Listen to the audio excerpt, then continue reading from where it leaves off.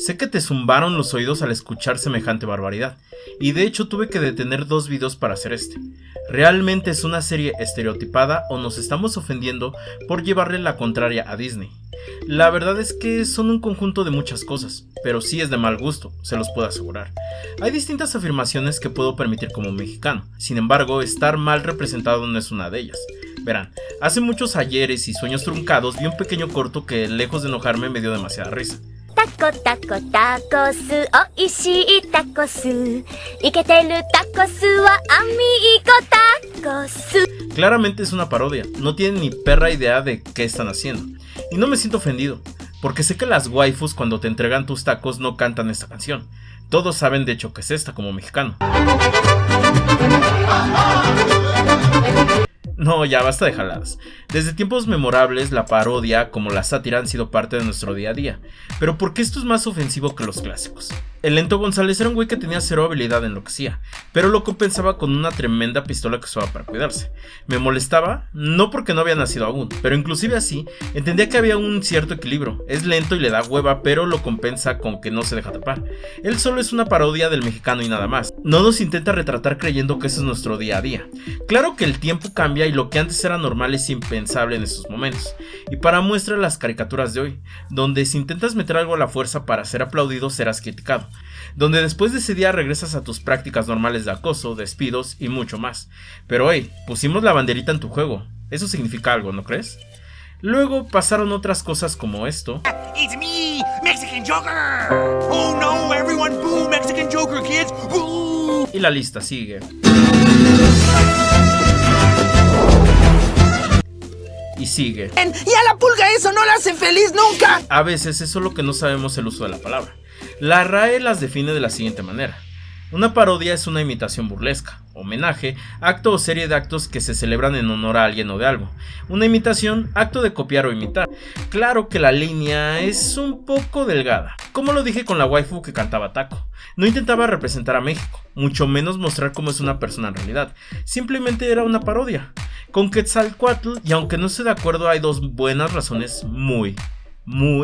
No, en realidad de hecho a mí no me agrada. Como personaje es gracioso hasta cierto punto, pero sé que lo relacionan con un dragón por el hecho de ser una serpiente. Además que tenemos otro problema bastante turbio.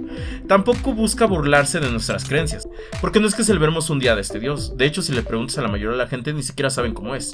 Pero a diferencia de los santos, que es otra historia y sí celebramos, ellos usan el nombre solo como referencia para darle una apariencia desde su punto de vista.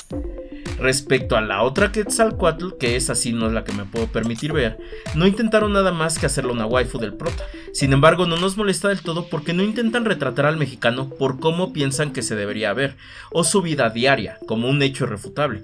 Toman un nombre y lo representan desde su perspectiva animesca, y creo está bien hasta cierto punto. Otro caso, por ejemplo, es Ángel de Kof, la cual se supone es mexicana, pero en mi perra vida diría que ella es el concepto de mexicana.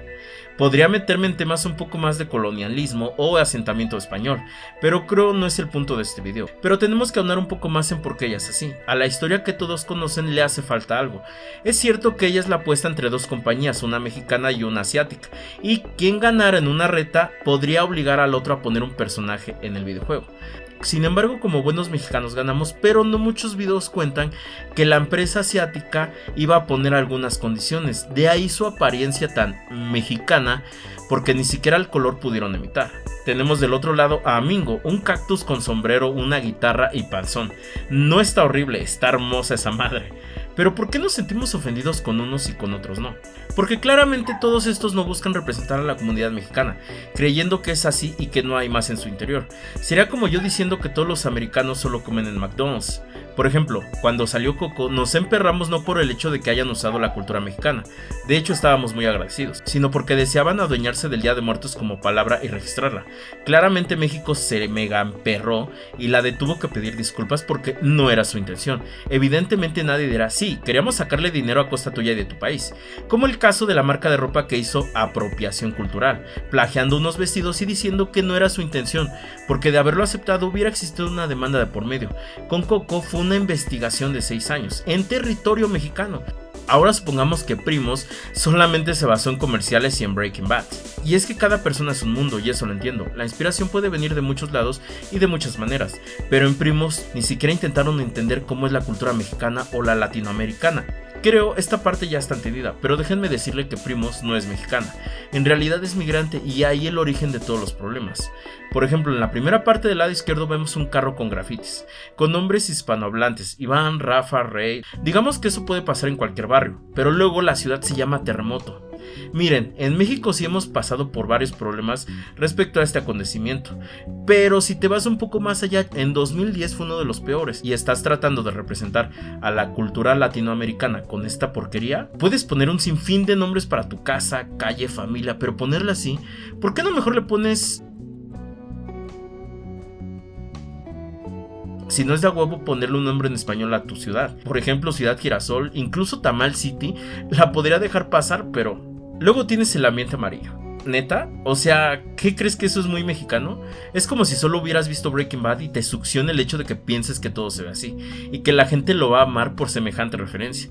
Lo único que haces es representar a que todos los latinos o mexas tienen negocios ilícitos, guiño guiño. Y eso solo es en el primer jodido segundo. Después una parte donde los perros pasean sin correa, como si los latinos no supiéramos cómo sacar a pasear a nuestro perro, y que vivimos además en el restaurante, como aquí que hay una lata puesta adrede en el intro de la serie, además de que la cochera no funciona. Si vamos sumando las cosas es que nos damos cuenta por qué el mundo explotó. El tío padre o sepa Dios quién es está vestido de reparador, porque claramente así se ve un migrante. También que la protagonista piensa que de grande no podrá estudiar ciencias o una ingeniería. Y no me refiero a que no existan escuelas, sino que es casi como una niña de Latinoamérica solo pudiera aspirar a cosas de la farándula, modelaje, pintora, karateca, o cosas que no tengan necesidad de estudiar o ponerle cerebro, si entienden a lo que me refiero.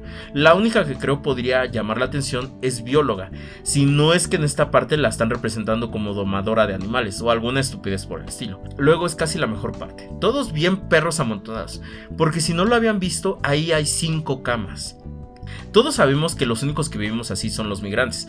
Latinoamérica inventó eso, ¿no creen?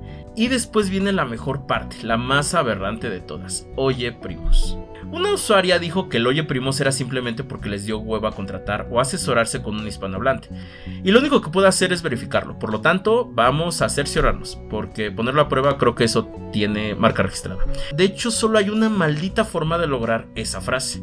Lo único que se me ocurre es que alguien está tomando clases de español, que de hecho no está mal y lo celebro, y hasta agradezco, pero no como para hacer una serie de Disney y en tu primer día intentes ponerle el nombre al título simplemente porque crees que estás representando todo un continente.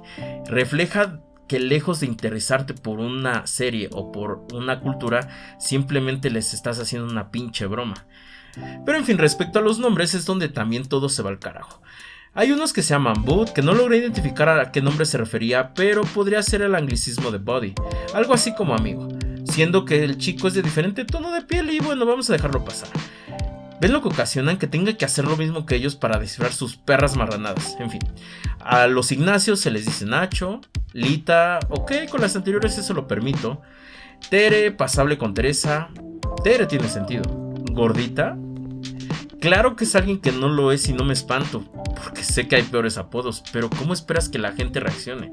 Estás simplemente poniendo más estereotipos de los que deberías. Y luego Cuquita. En México, por ejemplo, se usa para algo elegante. Incluso hay personas que le suelen llamar Cuco. Pero si intentas representar a Latinoamérica, al menos escribe esto antes en Google para ver qué significa. Porque no es mentira, es de las cosas que te salen inmediatamente como referencia. Estaba viendo que en Guatemala se suele usar para referirse al órgano de la mujer. ¿Saben qué tipo de órgano? Y es que no entiendo a quién se le ocurrió que era buena idea representar todo un continente mediante una sola persona o la mente de alguien. Claro que las opiniones del cast dejan mucho que desear, como que el español es una lengua de conquistadores y bla bla bla, lo cual no pienso entrar en polémica porque eso está de más, y es que está bien sentirte orgulloso de tus raíces, pero eso no va a hacer que cambie la opinión de la gente. Simplemente con una disculpa creo que hubiera sido suficiente. La situación radica en que no te esfuerzas por comprender la cultura migrante, la familia o de menos el idioma. Es una caricatura desde una perspectiva sin información hecha a la ligera y desde un punto de vista específico. La Grande, si algo le caracteriza, es que antes de lanzar algo se revisa miles de veces para evitar este tipo de situaciones. Sin irme muy lejos, cuando Amphibia sacó un capítulo no les permitieron poner la palabra pervertido en una parte de la animación, porque decían que no iba de acuerdo a la serie y mucho menos a la marca. Pero de hecho Matt Braley, el go de la animación, dice que ya lo habían hecho antes, así es que no se lo habían prohibido, pero después se lo prohibieron. Una parada. Pero aquí, ¿cómo entiendes que se les pasara algo de esta magnitud? Simplemente no tiene sentido. Y por último, lo que más me encanta es cómo se va volando en su libro a la gran ciudad. Es casi como si te dijera a la cara: mira, ese que ves ahí es el sueño americano, la gran ciudad, con todos sus edificios y su gente y tecnología, a la cual tú solo puedes acceder solamente soñando. No sé si esa era su intención, pero con lo que he visto me da la impresión que era lo que trataban de hacer. Para rematar, hay letras de Hollywood a la derecha. Genial, vive el sueño. Hasta Molly Maggie sabe que los estereotipos sin sentido están mal. Desde mi opinión como mexicano, creo que en realidad no está mal la idea. Ojo, si fuera en concreto una sola comunidad y no una mezcla de un jodido continente. Además de que se intentara con lo mínimo investigar un poco del idioma. Por ejemplo, y no es que quiera ofender a alguien, hace muchos años yo tenía una amiga venezolana, lo cual ella me contaba bastantes historias de cómo era su país, cómo era su ideología y cómo eran sus estudios, y yo siempre estaba encantado, incluso me llegaba a cocinar unas arepas. Pero ahora recuérdenlo con Amphibia, como lo hicieron en un capítulo, con la cultura tailandesa, donde muestran el idioma, muestran a la gente y también, claro, ahí se intentó investigar, donde Matt Braley incluso trajo a alguien específicamente, un traductor, para que escuchara a la actriz de doblaje y diera su opinión. El traductor mencionó que se escuchaba casi como nativa y no lo tomaron a la ligera. Claro, esta es mi opinión y puede ser del país que se les antoje, simplemente es un ejemplo. Pero quisiera escucharlos. Para ustedes, ¿estuvo bien? ¿Estuvo mal? ¿Les gustaría haber visto algún otro país como Amphibia? ¿O incluso la serie tiene algo que se pueda rescatar? Déjenlo en la caja de comentarios. Sin más los quiero, suscríbanse, cuídense, bye bye.